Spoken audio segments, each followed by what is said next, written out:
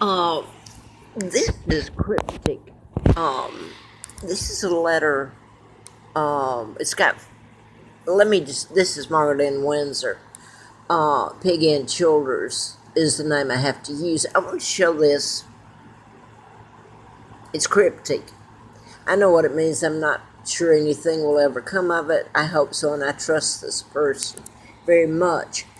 I'm just going to say this. It's got Flynt's name up there, and as people will come up and say, it's almost like people try to disprove me. I've been living this for a long time. I don't know if I live to see it end good or not. I hope so. But anyway, it's got Flynt, Larry Flynt. I've put that up about Mr. Flynt being shot and all in his endorsement. It's got Attorney Gerragos, Mark Gerragos of Gerragos and Gerragos address there. I think this is his old address. I'm going to show it. It's to me, but it's a stamp, and here's where you're getting into crypt. This is how I was telling about murders were done in patterns. You can equate it back to the war when they encrypted and stuff. I was taught a way to communicate, and it makes me cry. So it's so easy for people, they don't want to believe things like this go on. They live in their own little world. I'm going to show this. It's made in Missoula, Montana. This is from Los Angeles, and it's mailed in Missoula, Montana, which is where Robert Redford, where movies were made. So I don't know. This is back. I'm just telling you what I know. This was mailed to me July the 27th, 2014, I believe. But it's got a car here. Remember, Larry Flynt furnished me a car for a year. So people, this is what they do with it. So what? You're out here on the street begging and living in motels and getting horrible things done to you. It was mailed to me, and here's the letter that came with it. And by the way, I'm going to go ahead because it makes me sound flaky if you don't care to read between the lines. He's with the Marshal Service. His name's Robert, and he was up on the Appalachian Trail with me, and when I got in bad, dire straits, I guess you would say, he would show up. So I almost cried because I've been so alone in this mess. Anyway, he told me that this was from Flynt, and I know it is. He said the L meant Flynn. I didn't get that part till he said that. It's July of 2004. So the Scott Peterson murder happened about that before then, and he represented Scott Peterson. But here's what I want to say. He represented Michael Jackson. Now then, I'm going to finish this and then try to put this up. I lived on the Appalachian Trail off Mountain Pass Road. There was one Virginia State Trooper that would stop sporadically and pick me up when I was walking. I walked in the ice and the snow and the sun. It was awful for so long. And he would pick me up. Well, that one day, and I wouldn't have things to eat. But that one day he picked me up and he took me to the Crawfords, which their house was on Mountain Pass across from the old trail that you go up to where I camped up to Full Heart Knob Hiking Shelter. It was the Appalachian Trail, the old one. So he picked me up. I was trying to find food, to be honest with you. And without funds, he picked me up. And I have to say this also, his sister or niece worked for the Fincastle Police Department. So they did help some. But he pulled up in front, and I hope this video's not used against me. I have been through hell, Hell, and I survived. I've had people call me names. I've done nothing but tell the truth. Anyway, the state trooper pulled up in front of Mr. Crawford's house. This is 4 o'clock in the afternoon, and I didn't see the Crawfords that much. They didn't help me. But he had been in law enforcement, I think. State trooper picked me up, and he pulled up about 4 in the afternoon, or it was 3 o'clock in the afternoon, and he was going to try to help me with a place to stay, get a church. Can you imagine? Help me with a place to stay. So he stepped outside his car, and he got on his radio, and he called. Mr. Crawford was on the inside of his house, and Mr. Crawford came out in his pajamas. And he walked up. I'd never seen him come out in his pajamas. I hadn't seen him that much. He came out to the car, and they stood there and talked, and they called a church, and finally found me a place to go. But I had to first, it's like jumping through hoops to live. Anyway, the pajamas comes in a little bit later, okay? Here is the state trooper said, well, I'll send a couple of my cars. It happened to be police cars, Botetourt County. If you'll go get your stuff up there and pull it down, the tent and all, we got your place to stay for a night or two. So a church paid for it. So it took me a bit to go up there and get it. And when I came back down, there was just the one police car. And by the time I pulled off, and this takes a lot of work, pulling my stuff and putting it together and moving it, and 2 days later I have to put it back up there, and I'm run off and all this stuff. Anyway, when I look back, it was nighttime then. I look back, and you could see everything in where I camped and everything up there. I don't know how they did it. I really don't. But there's some kind of lighting. You could see it from his car is what I'm talking. The forest wasn't lit up around it, but he had a camera, and you could see. It was like daylight in there. They could see everything went on. I didn't have a restroom either. That's not funny. But anyway, he took me and I stayed. But it was a couple days later. I guess you can check it out. Well, no, I can't tell you the date that happened.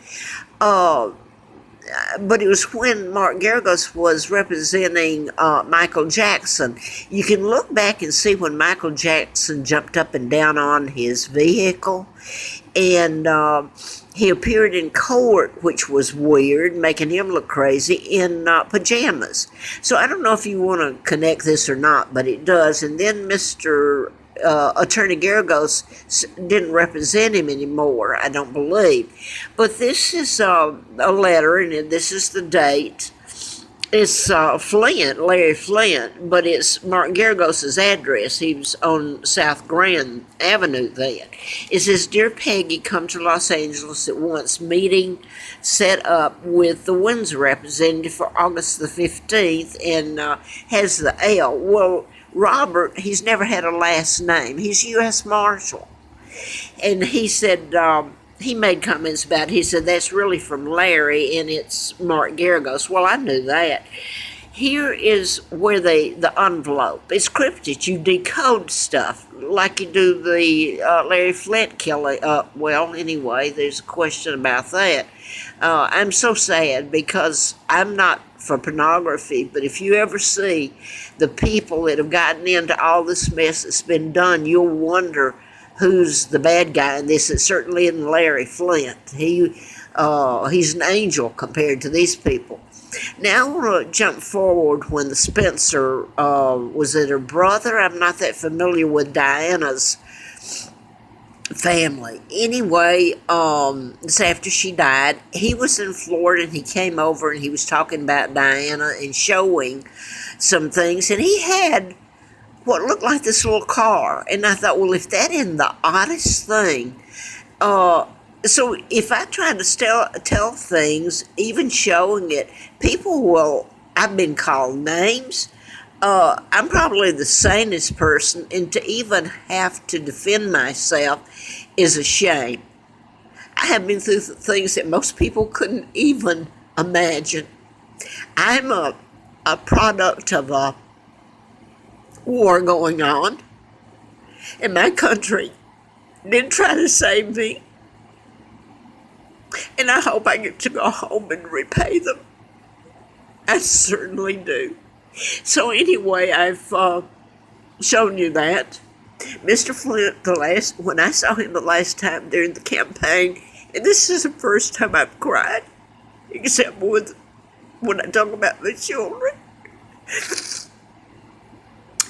So anyway, I don't know what else I was going to say. Maybe that's it. That's enough. When I last saw Mr. Flynt, that was in October, twice during that campaign in '83. He said to me, "There's no room in the inn," I-N-N. And I thought, well, that's strange. But then I got run around all over his house, looking in the door, see if they had a place. It's almost hysterical. Some of it's funny for me to stay. You know, I'd come out there before he'd flown me out there, and right away I was put in the lily pad room. So you have to know what lily pad means in all this. But anyway, here I am pushing Mr. Flynt around in the wheelchair, looking in rooms, and can't find a room for me. They finally did in his daughter's room, and then she came and she didn't kick me out. She went to another room, but I wasn't getting any rest. I was really going through a lot of heck. But anyway, when I went out the door, they threw a party. And I had one dress. I didn't go to the party. It was at his home there, and I was upstairs, I guess, in hiding. So you see where you can laugh at part of it. And I'm going to quote Noah, the FBI agent up in Gerragos, Virginia, when he said they've made it so ludicrous. He's talking about the FBI because the FBI run Hustler magazine and called me from there when I got that letter. They sent me the endorsement. I gotta wipe my nose here in front of the world. But anyway, I'm losing my train of thought now. So let me get back to it. I'm leaving, coming back to, the FBI agent. I'm not going to mention his name because I have met him and it's been years, and I don't want, he's a good man, okay? Anyway, they sent me the Hustler magazine up there with endorsement, special delivery. And so life has been hell trying to tell this. People have really been cruel here and mean beyond belief. So anyway, I'm leaving for the last time that I was out there in October, and then he furnished me a car for a year, and I've never seen or talked to him again other than when they sent me the endorsement that April of '84. Well, it actually came out. I left up there March the 6th of '78, which was the day Mr. Flynt was killed. And I haven't had an apartment really since then. But when I left his home out in Bel Air that last time in October of '83, and he's running me around, there's no room in the inn, and there's this, okay. Then when I didn't go to the party, because I didn't have any clothes, and I guess my social skills aren't that good either. You know, I haven't been able to live my life, which Elizabeth has lived. So I didn't go. I stayed upstairs, I guess, in hiding. And when I started to leave, the girl said, "Wouldn't you like to tell Mr. Flynt bye?" Because it had always been a limo taking me back to the airport. It's the first time, and when they took me back and they met me again with a limo, well, it was a British man with intelligence that met me, and he took me back that night. And I remember we passed Tom Jones lives next door to Larry Flynt, or did in Bel Air at that time. And the gentleman took me back was with British intelligence. And when they took me back to the airport, I didn't get Delta first class. I got put in coach. And when I got to before I got on the airplane, the British gentleman, he was with intelligence. He was driving. He wasn't driving a cab. He was driving a car, but it wasn't a limo. I had to get all my stuff out of his car, and it's like I had to do it, you know. He wasn't being mean to me. It's like I've been thrown out to prove myself, and I don't know if it ever ends for the good on my part or not. But anyway, when I left Mr. Flynt's, they said, "Aren't you going to say bye to him?" And he was sitting off kind of by himself with a gentleman, and he introduced me to a producer, a movie producer. And I thought, well, I don't really know. It's later that I don't know if they've made a movie. There's been another Brit that was in on it that I trust, believe, and you would know who I'm talking about if I said him. And I appreciate them so much. And I owe them so much. So in case anybody thinks I'm fragile because I cry, I've had enough in my life. I deserve some tears. So anyway, for whatever I may have somebody knocking at my door, like Emily Windsor, Craig, who's not a Windsor, who gets away with using the Windsor name, threatening me. So I'm going to put this up in... Anyway, I hope we win. I hope the Brits win with all my heart and all my soul. They've been done in, and so have I. And I don't know if Mr. Gerragos ever represented me or not, but I come to wonder if he wasn't there at times.